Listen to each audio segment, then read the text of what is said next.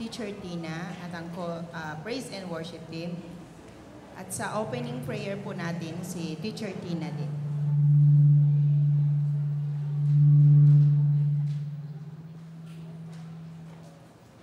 Good morning po sa inyong lahat. Okay, so ilang araw na lang po ay Pasko na. Very excited na po bang lahat? Okay. So, ang Pasko po ay isa sa mga pinakamasayang syempre, pagdiriwang ng bawat isa, lalong-lalo na po yung mga kabataan. Kasi syempre nga po, makaka-receive sila ng mga gifts. Pero sana po, mas lalo nating maintindihan kung ano nga po ba ang tunay na kahalagahan ng Pasko. Diba po? Kasi nga po, sabi po sa Isaiah chapter 9, verse 6, sapagkat isinilang ang sanggol na lalaki para sa atin. Ibibigay sa kanya ang pagmamahal at siya ay tatawaging kahangahangang tagapayo, makapangyarihang Diyos, walang hanggang Ama at prinsipe ng kapayapaan. Amen? Amen.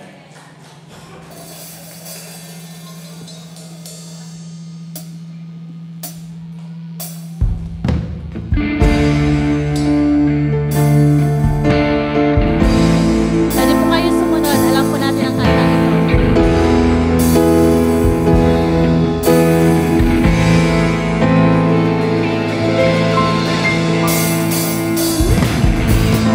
Pasko ay sumapit, tayo ay magsiyawi ng magagandang himig, dahil sa Diyos ay pag-ibig ng sinisay-silang, ay nagtunghaling nagsasalang, at ang bawat isa ay nagsipagkaloob ng tanging bagong taon ay magbagong buhay, na lumigaya ang ating bayan. Tayo magsikap upang magandang namin at nagdarahan. Tayo ang nagsiyawi habang ang ilo'y tahimik. Ang araw ay sumapit, nang sanggol na dulot na langit. Tayo ay magmahalan, kahit sundin ang bitumaran. At mabuhan ngayon, kahit hindi bago ay masigayan. Bagong taon ay magbagong buhay, na lumigaya ang ating bayan. Kahit magsikap upang magandang natin ang kasalanan.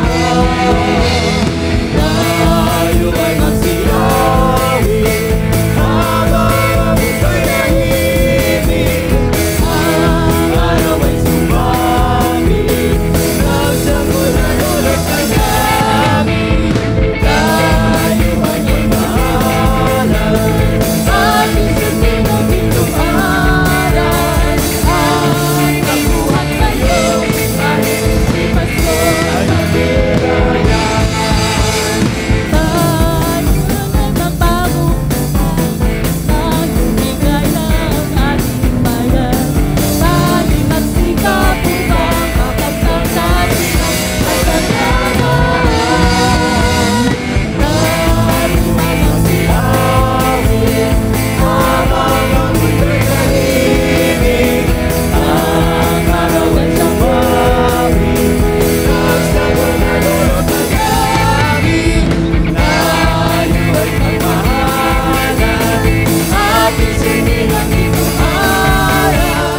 At magbuhat ngayon, kahit hindi Pasko ay magligaya.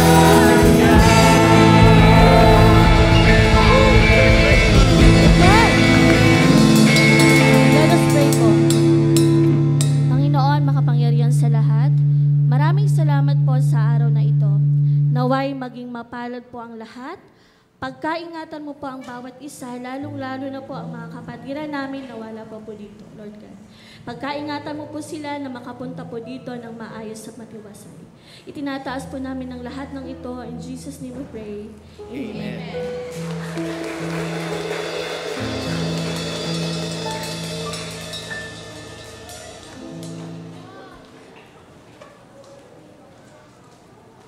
Thank you po, Teacher Tina and Praise and